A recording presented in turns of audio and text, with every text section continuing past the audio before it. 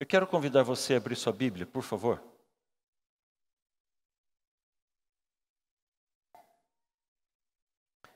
Em Gênesis capítulo 12. 2.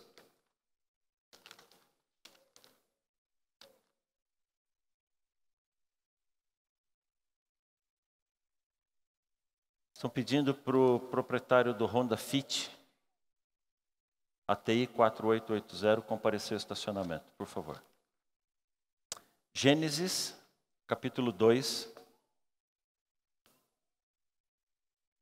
verso 18.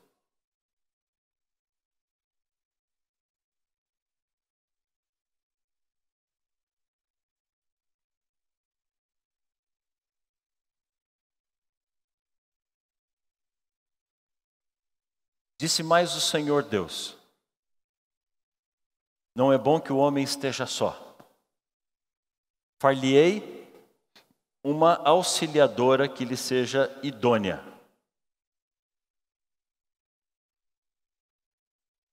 É claro que quando a Bíblia fala desse texto, ela está falando diretamente do momento em que Deus fez uma companheira, fez uma esposa, uma mulher para estar junto com o homem. Mas o foco da Bíblia, o foco do texto, é de que o ser humano não foi feito para viver sozinho. Ninguém é uma ilha. Nós fomos feitos para viver em comunidade.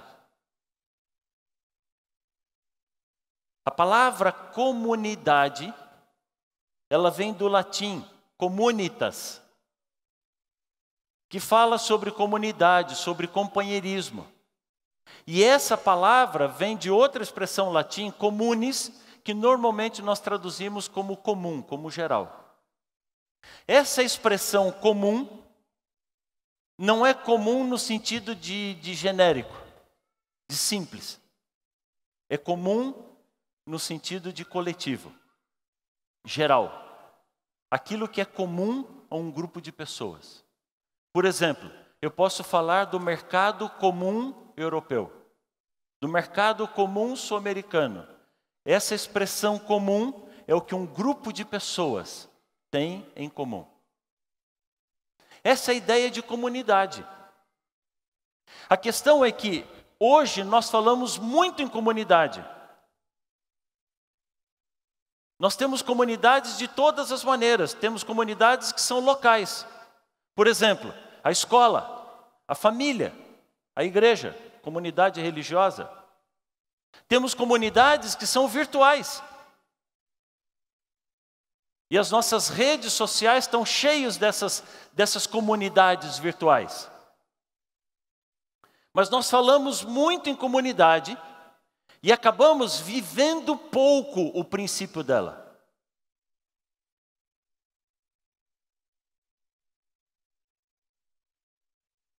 Só entenda o seguinte: não há nada de errado em alguém pensar em ou ter vontade de vez em quando de se isolar. Estar isolado às vezes é bom. Você pode se isolar para pensar um pouco. Você pode se isolar para ler. Você pode se isolar para meditar, para ter um momento a sós com Deus, para tomar uma decisão. Mas não é isso que eu estou falando. Eu estou falando de um contexto de vida. Deus nos fez para vivermos em comunidade. Por natureza, nós somos gregários. Eu sei que tem pessoas que vivem sozinhas. Mas é provado cientificamente que é muito melhor viver em família, viver em grupo, viver em comunidade, do que viver sozinho. Aliás, a pior condenação que pode ser dada para alguém é a solidão. A solidão é pior do que a morte. A solidão machuca a alma. Há estudos que mostram que pessoas, presidiários que ficam muito tempo presos na solitária, eles começam a ter problemas psicológicos. Deus nos fez para vivermos em comunidade. Mas se Deus nos fez para vivermos em comunidade, se nós precisamos uns dos outros para viver, por que é tão difícil viver em comunidade? Por que a gente tem tantos problemas em todas as comunidades em que vivemos? Você tem problema no seu ambiente de trabalho? Tem, né? Você tem problema dentro de casa, na família? Tem. Você tem problema na igreja? Tem. E eu comecei a pesquisar um pouquinho sobre essas razões que nos levam a ter tantas dificuldades para viver em conjunto. E eu destaquei 3 hoje. Só 3. A primeira razão que eu destaquei é por causa das nossas diferenças. Nós somos muito diferentes uns dos outros. Nós somos completamente diferentes. Eu sou diferente de você, você é diferente de mim. Eu tenho algumas características que você não tem, mas eu tenho um monte de defeitos que você não tem. Mas você tem outras características que eu não tenho. Essas diferenças deveriam nos unir.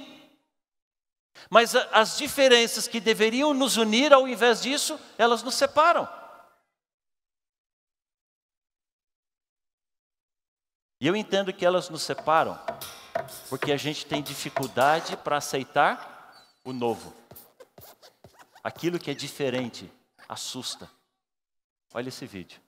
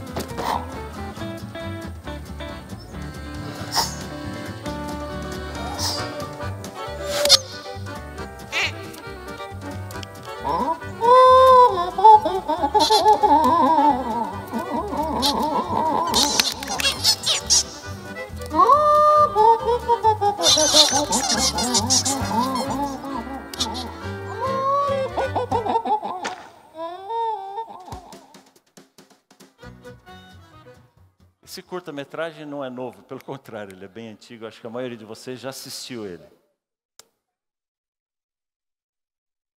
Ele sempre me ajuda a refletir sobre essa grande lição. Por que a gente tem tanta dificuldade em aceitar aquilo que é diferente? Em aceitar aquilo que é novo? Qualquer pessoa que se identifique com um grupo, com uma tribo, ela se veste de acordo com aquele grupo, sim ou não? Quem é membro da igreja, vem para a igreja vestido de maneira como o conjunto se veste. Quem pertence a uma tribo de motoqueiras, ele se veste de maneira diferente de nós, mas identificado com o grupo dele. Esses grupos de emos, de surfistas, de skatistas, qualquer grupo, ele se porta daquela maneira. E se qualquer uma daquelas outras, de alguma pessoa, de qualquer um desses grupos, chegar aqui vestido como ele se traja normalmente com a comunidade dele, a gente olha de maneira estranha, sim ou não? Mas isso não é que nós temos problemas aqui. Se a gente chegar chegar vestido do jeito que nós viemos aqui para a igreja, para entrar num grupo deles, numa comunidade deles, eles também vão nos achar tão estranho quanto nós os achamos estranhos.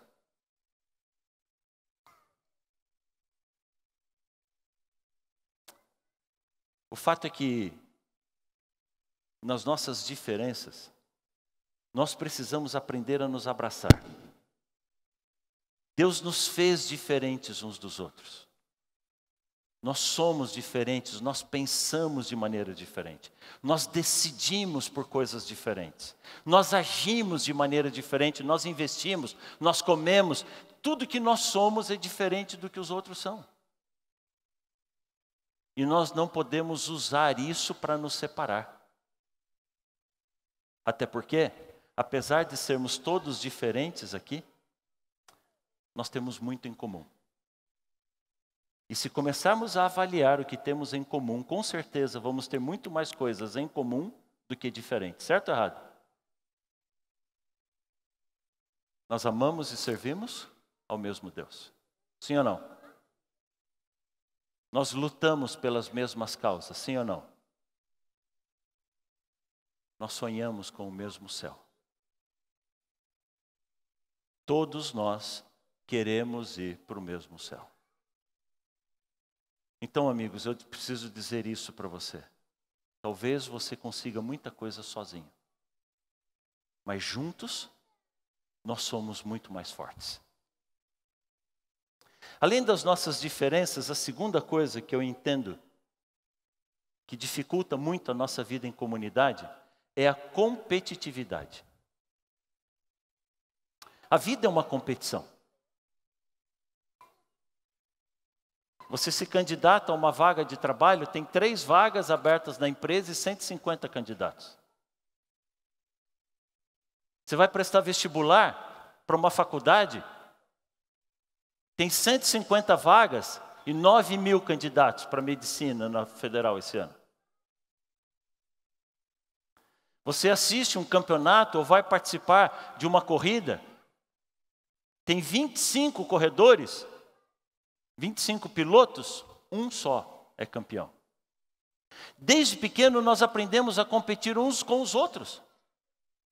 E aí, a partir daí nós começamos a achar que tudo na vida é competição. Ou seja, eu só vou ter sucesso se eu conseguir vencer os outros. Eu só vou ter sucesso se eu conseguir derrotar os outros. Então, quando eu vou para o vestibular, eu não preciso me importar se eu vou sair muito bem ou muito ruim. O importante não é a minha nota, o importante é que os outros tirem nota mais baixa que a minha. E aí a gente começa esse jogo de competitividade. Tem gente que para no sinal vermelho, tem gente que parou na pole position. Os outros motoristas não sabem que estão competindo com ele. Mas ele fica olhando. O carro está engatado. Ele olha o outro sinal. E ele vê quando lá deu o amarelo. E quando deu o verde para ele, ele sai na frente de todo mundo. Feliz da vida que no motor 1000 ele largou na frente de um Audi, de uma Mercedes. O senso de ser o primeiro. O senso de estar na frente. Uma vez eu estava fazendo uma capela para garotos, no NASP de São Paulo. E eu estava esperando terminar a aula, eu estava sozinho no auditório. Um auditório antigo, o prédio mais antigo do NASP de São Paulo. O prédio todo é de madeira, o piso é de madeira ainda. E eu ouvi quando deu o sinal. E eu ouvi as 600 crianças correndo em direção à capela. Você imagina 1.200 pés correndo em pisos e escadas de madeira. Aquele barulhão para cima de mim. Daí a pouco, na porta de entrada lá, naquele auditório vazio, entrou um garoto correndo. Mas ele corria muito. E quando ele veio e se despejou no primeiro banco, ele não estava vermelho, ele estava roxo. Melado de suor. Ele estava tão cansado por ter corrido que ele não conseguia respirar. E eu olhei aquele menino estirado no primeiro banco assim, ó.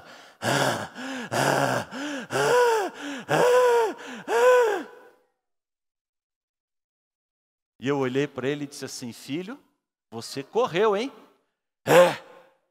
Corri muito. E eu falei, mas você cansou também?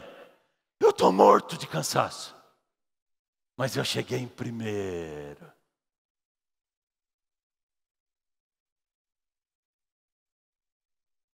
Você entende essa sensação que nasce dentro da gente?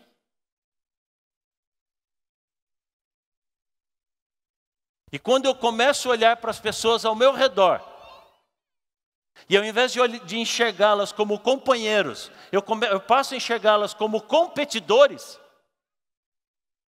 a vida vira um problema muito sério. Aí, a gente começa a se tornar autossuficiente, egoísta, consumista. Porque eu tenho um carro que me transporta, mas daqui a pouco meu carro tem que ser melhor do que os outros. Eu tenho uma casa que me abriga, mas daqui a pouco a minha casa tem que ser melhor do que as outras. Eu tenho uma roupa que cobre a minha nudez, mas a minha roupa tem que ser melhor do que os outros. Eu leio a Bíblia, mas eu tenho que ler a Bíblia mais vezes do que aquele que veio dizer que leu a Bíblia. Você entende o problema que a gente mergulha quando começa a viver um mundo de competitividade? Talvez você se sinta o forte, o poderoso. Talvez você sempre tenha sido um jogador de bola, um bom jogador de bola, daqueles que era o primeiro a ser escolhido no time da escola. Talvez não. Talvez como eu, você era daquele que sobrava lá no final. E o time que pegava você dizia assim, fazer o quê, né?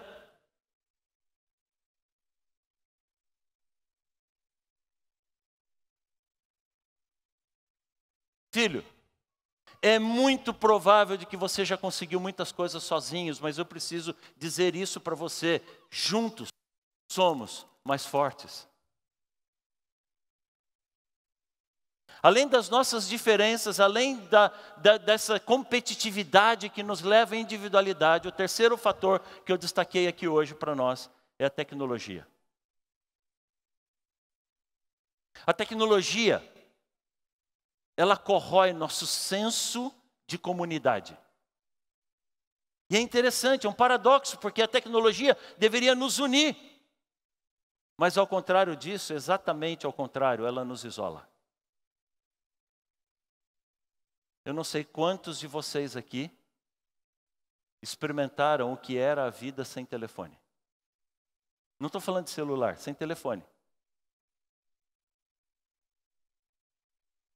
Eu não sei quantos sabiam disso, mas houve uma época no Brasil que a maioria das casas não tinha telefone. Só havia uma companhia, essa companhia era estatal.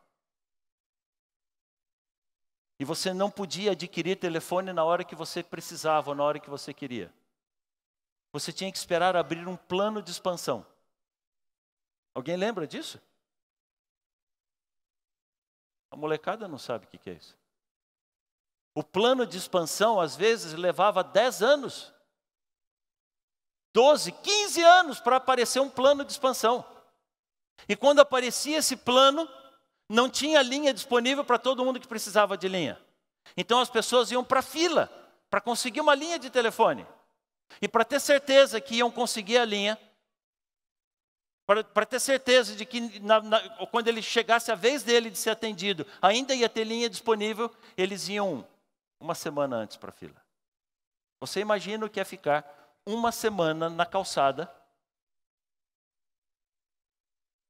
esperando a sua vez de ser, esperando abrir a companhia. Eu sou de São Paulo. Imagina o que era isso em São Paulo. As filas para a companhia telefônica, elas davam 4 voltas no quarteirão. E quando finalmente você era atendido, depois de esperar 10 anos, 12 anos, depois de ficar uma semana na fila, dormindo na calçada, e agora você era atendido, você tinha que pagar pela linha. 3, 4 mil reais. E depois que você pagava, agora você tinha que esperar a instalação, que podia levar de 2 a 5 anos mais.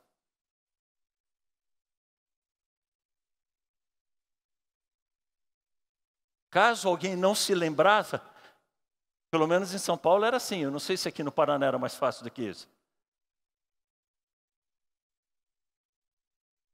A maioria das casas não tinha telefone.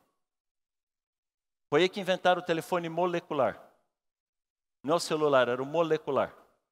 Porque como só tinha um telefone e a vizinhança toda não tinha, eles deixavam um moleque lá. E quando tocava, mandava o moleque chamar o vizinho. Era o telefone molecular.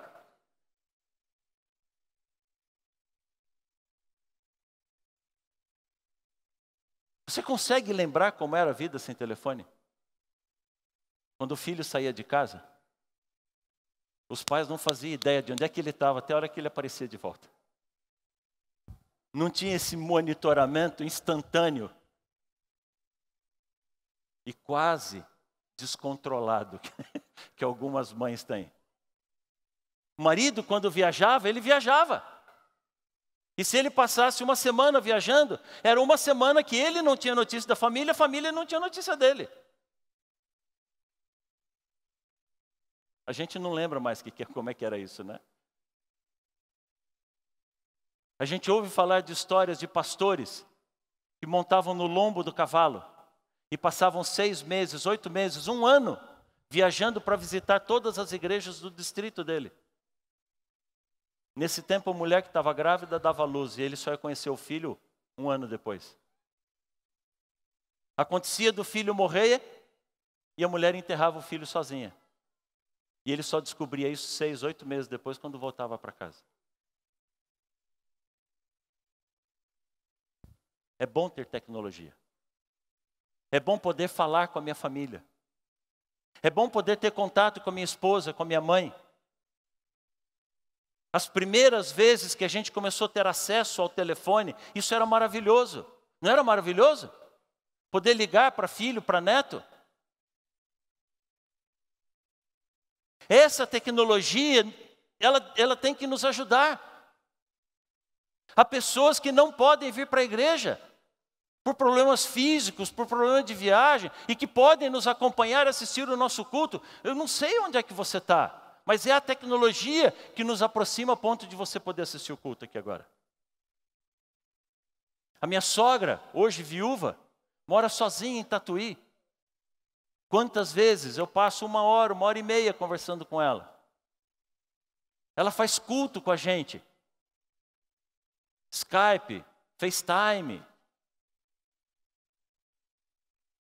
O problema é que a mesma tecnologia que nos une, ela também nos separa. Nós somos escravos. Então a minha pergunta para você é a seguinte hoje. Olhe para o seu celular na sua mão. E faça uma pergunta simples. Quem domina quem? Você entendeu qual é o processo de escravidão? Ou nós o dominamos, ou ele nos domina, e aí viramos escravos, e a partir daí não tem controle nenhum. Vocês lembram como era um jantar em família? A família reunida, sentada para jantar. O que as pessoas faziam?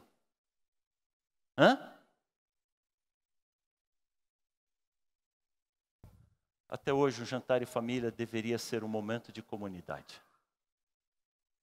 Até hoje, esse jantar em família deveria ser uma coisa gostosa, mas ao invés disso, está tudo errado.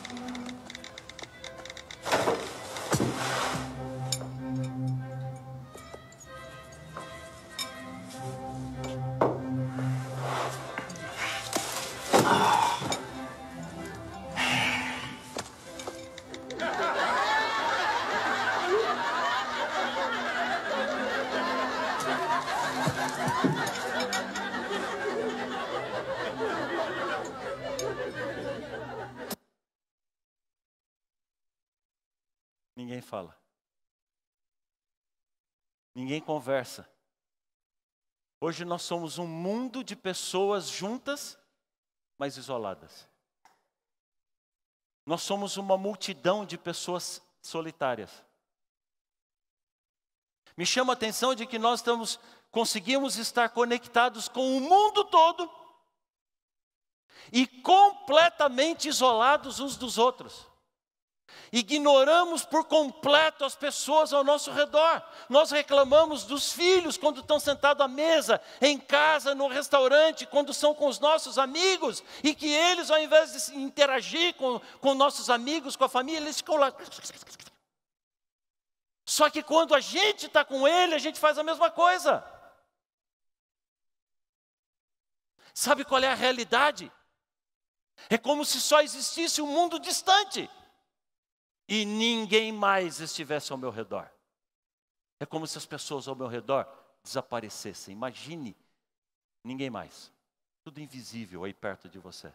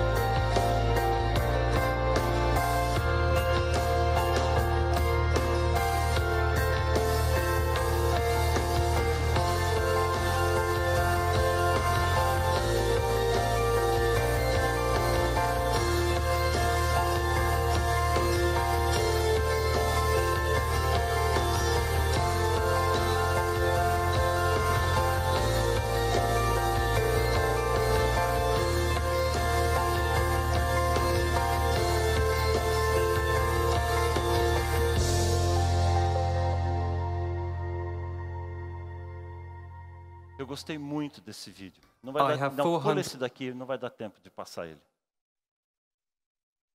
Mas a realidade é exatamente essa daqui. Cada vez que eu mergulho dentro desse aparelho, eu desapareço, as pessoas ao meu redor desaparecem.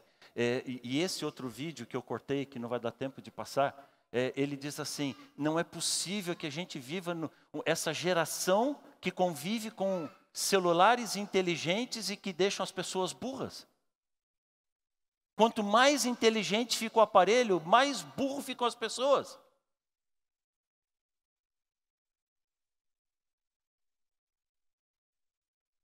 A tecnologia, ela precisa ser usada para o bem. Ela precisa ser usada para nos aproximar. E na hora que eu percebo que ela está me isolando das pessoas e do mundo, eu tenho que aprender a deixar de lado. Há um movimento enorme hoje, dizendo para as pessoas se desconectarem.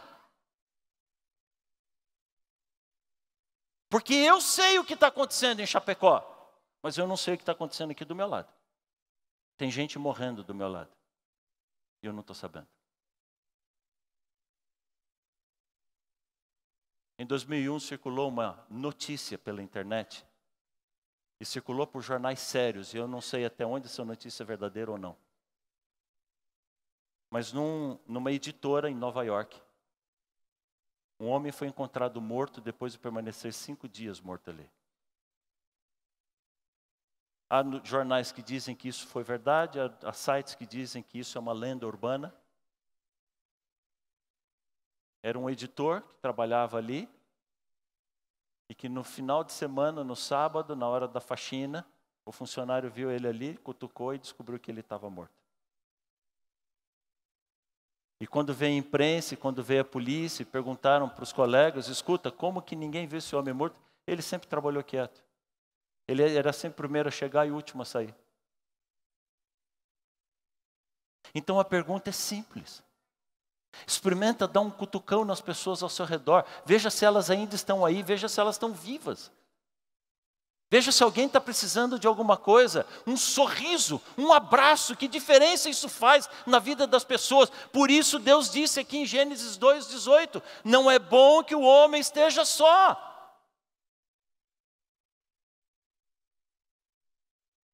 Deus nos fez para vivermos em comunidade. Deus nos fez para vivermos juntos uns com os outros. Dá uma olhadinha lá em Marcos capítulo 12, por favor. E nós vamos ler 4 textos bíblicos.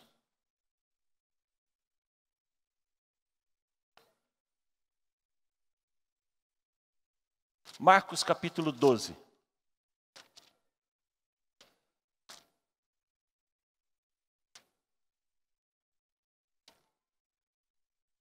A partir do verso 28.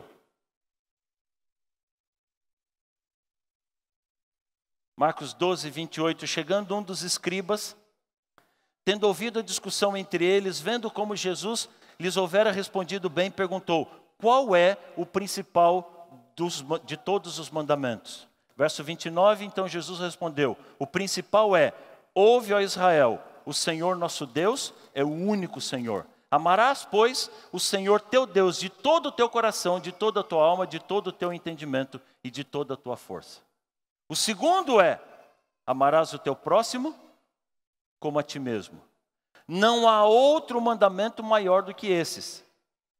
Disse-lhe o escriba, muito bem, mestre, e com verdade disseste que ele é o único e não há outro senão ele, e que amar a Deus de todo o coração e de todo entendimento, de toda força, e amar ao próximo como a si mesmo, excede todos os holocaustos e sacrifícios. Amigos, amar a Deus é tão importante quanto amar ao seu semelhante. Entendeu o mandamento? 1 João, primeira carta de João, lá no finalzinho da Bíblia. 1 João capítulo 4.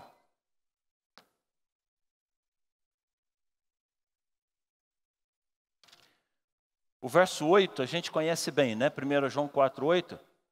Aquele que não ama não conhece a Deus, por quê? Porque Deus é amor. Mas falando sobre esse texto, sobre esse tema, aqui na primeira carta de João, capítulo 4, no verso 20, ele diz assim, olha, se alguém disser amo a Deus e odiar o seu irmão, o que ele é? Pois aquele que não ama seu irmão, a quem vê, não pode amar a Deus, a quem não vê. Entendeu a mecânica? Se eu não consigo amar quem está do meu lado, que eu estou enxergando, que eu posso abraçar, como é que eu vou amar um Deus que eu não estou vendo?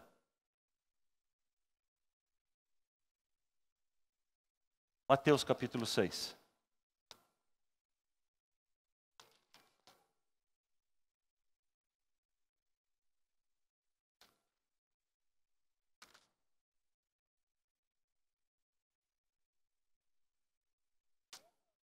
Mateus capítulo 6.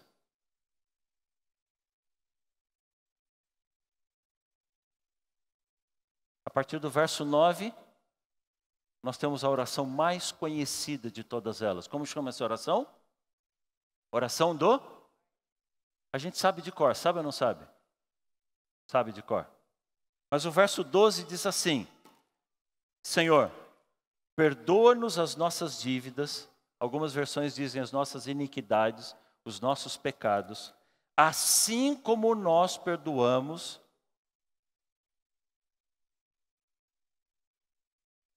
Você tem certeza que você está pedindo para Deus perdoar você da maneira como você perdoa os outros?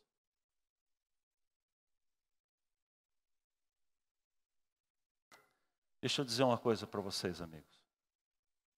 A igreja está longe de ser um lugar perfeito. Nós estamos longe de sermos perfeitos. Mas essa comunidade é uma família que envolve, que abraça, que se une, que fortalece. Mesmo com suas falhas, mesmo com suas limitações, mesmo com seus defeitos. A Soroite diz que esse é o único instrumento que Deus tem na terra para operar salvação. Porque aqui nós nos unimos, como amigos, como irmãos.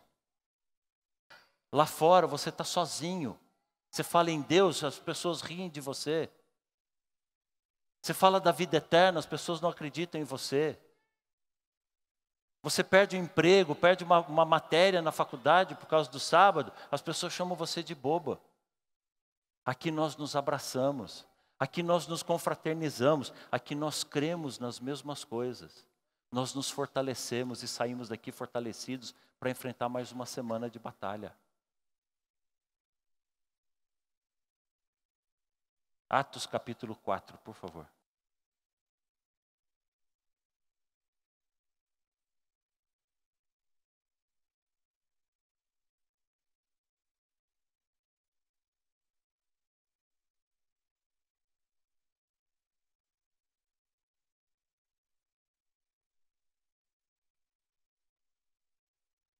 Atos capítulo 4.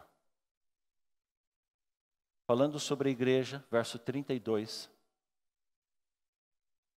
Falando sobre essa reunião dos salvos, dos filhos de Deus. Atos 4, 32 diz assim: da multidão dos que creram, era o quê? O coração. E era a alma. Sabe o que isso quer dizer? Quando os filhos de Deus se reúnem, nós agimos, nós pensamos como um só.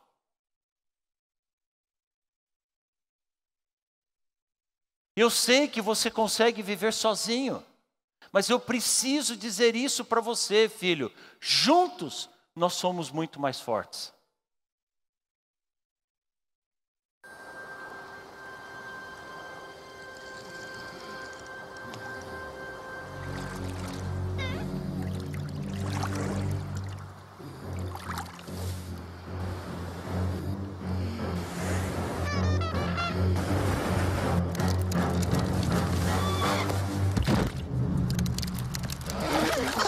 It's smarter to travel in groups.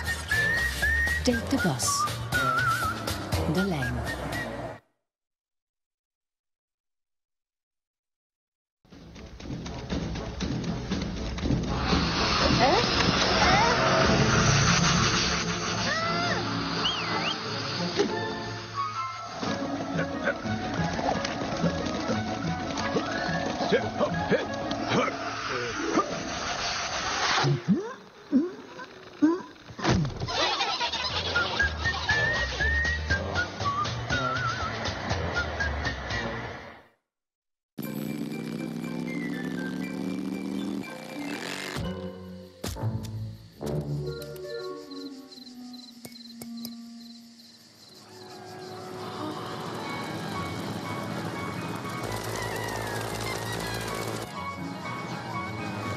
it's smarter to travel in groups.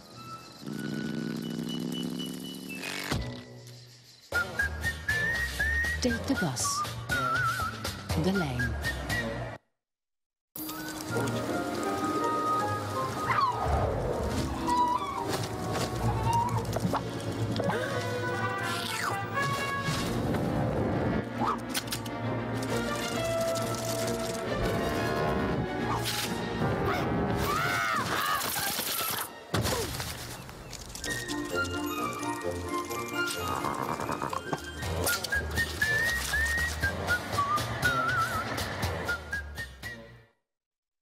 Esses videozinhos são uma propaganda de uma companhia de ônibus urbano da Europa. E a ideia é, se você vai sozinho de carro, você vai mais vulnerável. E ele diz, é mais inteligente você ir de ônibus. Mas ela nos lembra bem. Eu posso fazer muita coisa sozinho, mas juntos nós somos muito mais fortes. Eu posso orar sozinho, posso ou não posso? Mas quando oramos juntos, somos mais fortes. Eu posso ler a Bíblia sozinho, mas quando lemos juntos, somos mais fortes. Essa é a ideia. Por que não sermos essa comunidade? Aliás, a palavra comunidade pode ser separada. Comum e unidade. Pegarmos tudo aquilo que nós temos em comum e usarmos estas coisas para nos unir. As pessoas dizem que uma igreja grande é feita de pessoas separadas, de pessoas isoladas. E ela está certa. Quanto maior é o tamanho da multidão, mais isoladas vivem as pessoas no meio da multidão. Mas nós podemos quebrar esse paradigma. Nós podemos mudar essa realidade. E a despeito do tamanho que é a nossa igreja, nós podemos viver como irmãos. Nós podemos viver como uma unidade, como um corpo, como uma família. E toda a razão de convidarmos você para almoçarmos juntos hoje é para celebrarmos essa família. Ah, é difícil, é bastante gente. Não tem problema. Com calma, com carinho, com cortesia. É tão gostoso isso. Por que não aproveitar esse momento para conhecer pessoas novas? Pessoas diferentes. E aqui na igreja nós estamos tomando todos os cuidados para que de fato nós sejamos essa família. Essa é a sua família. Você chegou aqui, você é membro da igreja, você está vindo hoje pela primeira vez, você está chegando numa família, nós queremos te amar, nós queremos te abraçar. Nós precisamos nos amar e nos abraçar mais ainda. Agora, além do conjunto, nós temos outros canais. E eu quero convidar você a desfrutar desses outros canais. Seja membro de uma classe de escola sabatina. Quando termina o culto e nos separamos nas classes de escola sabatina, nós saímos da multidão e nos separamos em grupos menores, onde dentro daquele grupo todos se conhecem pelo nome, todos oram uns pelos outros. Faça parte de um pequeno grupo, de um grupo de oração. Reúna um grupo de amigos, 6, 8, 10 amigos que moram perto da sua casa. Talvez você não consiga vir aqui à igreja na quarta-feira. Faça lá na sua casa. Esse se reúne toda semana para orar junto, para gastar um tempo, para ler um trecho da Bíblia. Isso cria um senso de unidade, de comunidade, como você não consegue imaginar. E nós temos dentro da nossa igreja 2 exércitos de pastores voluntários que estão prontos aqui para apoiar e trabalhar pelo bem espiritual da nossa igreja. O primeiro exército são os diáconos. Eu queria chamar os diáconos aqui à frente, por favor. Os diáconos, eles não trabalham só no estacionamento, eles não trabalham só na zeladoria. Pelo contrário, cada diácono é um pastor. E o André, doutor André, é o pastor desses pastores. É o líder desses pastores. Cadê os outros? Eles podem entrar, pode ver. Os diáconos. Hoje nós vamos ter uma ordenação de diáconos. Eu quero chamar aqui que venham os anciãos ordenados, os pastores ordenados, porque nós vamos impor a mão sobre esses diáconos. Essa imposição da mão, ela é feita por uma separação a um ministério. É um ministério voluntário, mas que não é nem um pouco menos consagrado ou menos importante do que o meu ministério, ou do pastor Adriano, ou do pastor Vitor. Fica aqui, olha, por favor. E nós separamos esse momento para ordenar esses diáconos, justamente para vocês entenderem que os diáconos e diaconisas da igreja fazem parte desse conjunto ministerial que nós temos na igreja. Pode ficar um ao lado do outro aí. Pastor Adriano.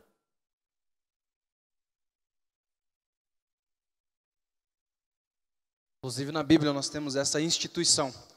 Quero ler com vocês o texto que está em Atos, capítulo 6, onde acontece a primeira instituição dos diáconos. Ora, naqueles dias, multiplicando-se o número dos discípulos, houve murmuração dos helenistas contra os hebreus, porque as viúvas deles estavam sendo esquecidas na distribuição diária. Então os 12 apóstolos convocaram a comunidade e disseram: não é razoável que nós abandonemos a palavra de Deus para servir às mesas. Mas, irmãos, escolhei dentre vós homens de boa reputação, cheios do Espírito Santo e também com muita sabedoria, os quais se encarregarão deste serviço. E no verso 6, apresentaram-nos perante os apóstolos, e estes, orando, lhes impuseram as mãos. Essa é a primeira vez que aparece essa instituição dos diáconos, justamente diante dessa necessidade da família ser atendida, da família ser cuidada. E esse exército de homens que nós chamamos de diáconos, eles fazem esse trabalho incansável pelo cuidado com a casa de Deus, a estrutura do templo, mas também com as pessoas mais necessitadas, que necessitam de uma visita, de um acompanhamento. E hoje nós temos aqui esses 9 homens que, durante um ano de serviço, eles participaram do diaconato e se enquadraram nessas características que eu acabei de ler para vocês. Homens com o Espírito Santo, boa reputação e com sabedoria. Por isso nós vamos fazer essa oração que a Bíblia mesmo nos ensina de dedicação. Aqui pelo André dos Santos, o Clésio Gonçalves, o Eli Pereira dos Santos, Ludigero Nascimento, Michael Jonathan, Murilo Muniz Cuba, Rafael Ribeiro Renato, Tiago Matos Leão e o Valdinei da Silva Martins. Então eles foram aprovados diante dessas características e por isso nessa manhã nós queremos fazer essa oração de dedicação. Eu quero convidar então os anciãos ordenados, os pastores, para chegarem perto. Acho que eles podem virar para trás aqui e nós ajoelhamos ao redor deles aqui. Ok. Tá bom? Pode vir alguns aqui à frente também. A gente vai fazer aqui, ficar em volta de vocês. Isso. Nós vamos nos ajoelhar todos. E na hora que nós mencionarmos a imposição, então nós teremos a imposição de mãos. E a igreja pode nos acompanhar também em referência, em atitude de oração. Vamos nos ajoelhar.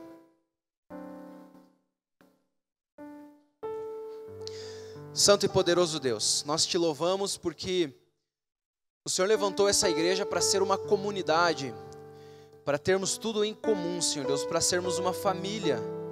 É verdade que uma grande família, mas nós temos aqui, Senhor Deus, as tuas instruções para atendermos de forma com mais êxito e atendermos melhor os membros dessa família. E o Senhor instituiu alguns ministérios, como a escola sabatina, os pequenos grupos, e temos aqui o diaconato. Esses homens que servem a comunidade, aqui no templo também, tratando bem das pessoas e proporcionando, Senhor Deus, aí esse carinho e segurança para todos. Nessa manhã nós temos aqui esses 9 homens que foram aprovados diante dessas características, homens de boa reputação, cheios do Espírito e que têm sabedoria. Por isso, nessa manhã, nós queremos, como ministros, aqui já ordenados, impor as nossas mãos e pedir, Senhor, que o Senhor nesse momento derrame uma porção dobrada do Teu Santo Espírito, os capacitando para que eles sejam realmente separados para esse ministério e que possam fazer a diferença dentro dessa grande família, a família da IASE Central.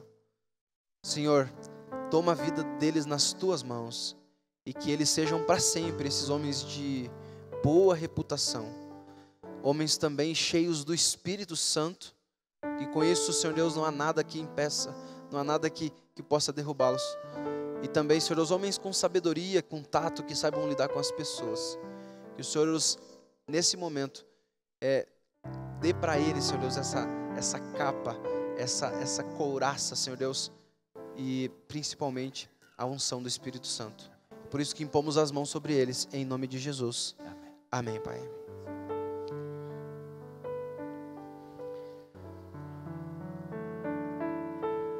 Obrigado, pastor Adriano, obrigado aos diáconos, Deus abençoe muito a vocês. Privilégio ter esse corpo tão forte, tão valoroso aqui, fazendo parte da nossa comunidade e da nossa igreja. Eu peço à igreja que ame, ore, apoie e respeite o nosso corpo de diaconato, tanto masculino quanto feminino. Deus abençoe vocês.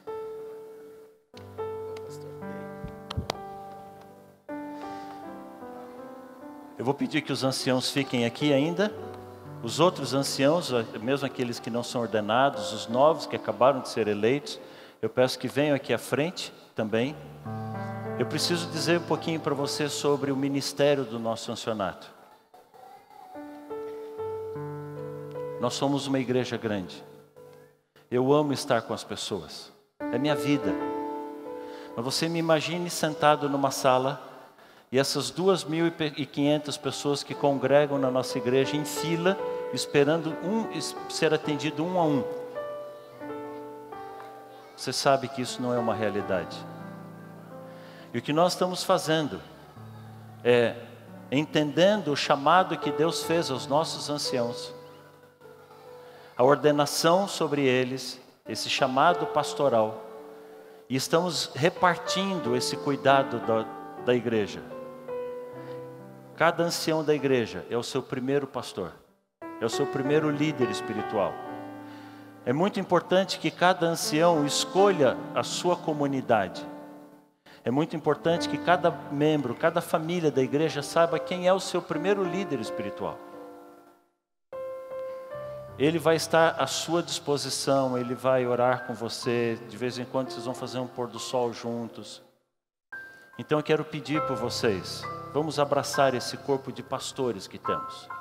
Os diáconos, os anciãos, vamos pedir a bênção deles sobre eles, para que Deus os use. Hoje, ao chegar lá no colégio, vai ter uma mesa. Ainda não são todos que escolheram, talvez a sua família não tenha sido escolhida.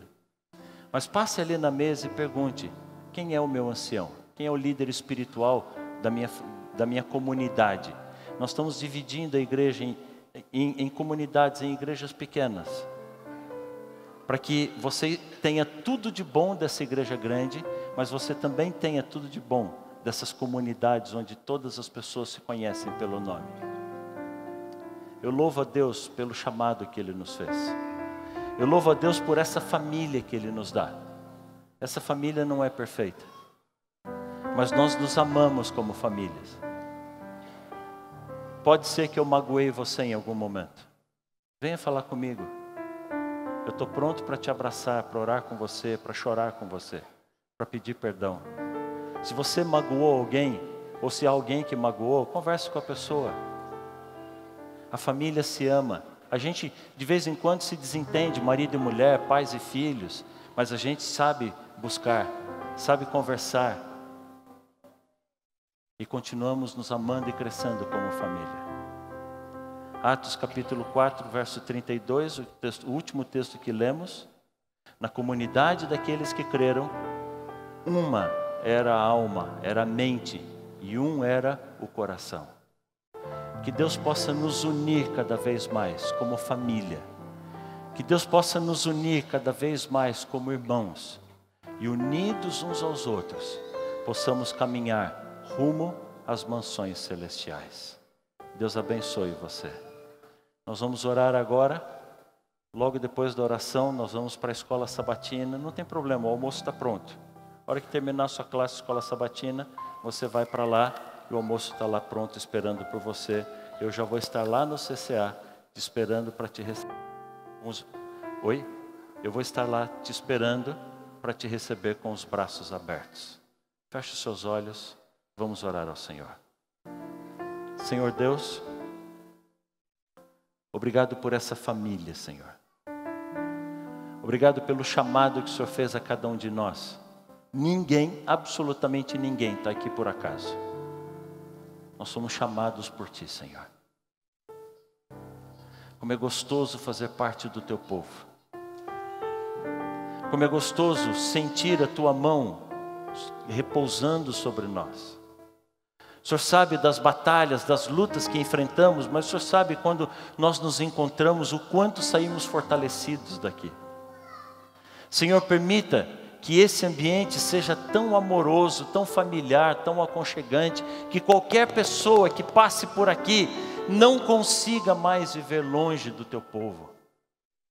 Nós somos os Teus instrumentos para isso. Que de fato nós possamos nos abraçar mais. Usar a tecnologia na hora certa e desligar na hora precisa, para que de fato a gente possa se amar. Que as nossas diferenças possam nos unir e que nós não tenhamos medo uns dos outros, mas ao invés de competirmos uns com os outros, que nós possamos dar as mãos para caminharmos juntos rumo às mansões celestiais, Senhor. Obrigado por esse corpo de líderes que o Senhor tem separado, especialmente aqui os professores de escola sabatina, os diáconos, as diaconisas, o ancianato, são pastores que trabalham a favor do Teu povo. Que a Tua mão repouse sobre cada um desses Teus líderes, Senhor. Por favor, Senhor, erga a Tua mão sobre cada um de nós, aonde quer que estejamos agora, e sobre nós derrame a Tua bênção. Eu te peço em nome de Jesus. Amém, Senhor. Amém. Deus te abençoe.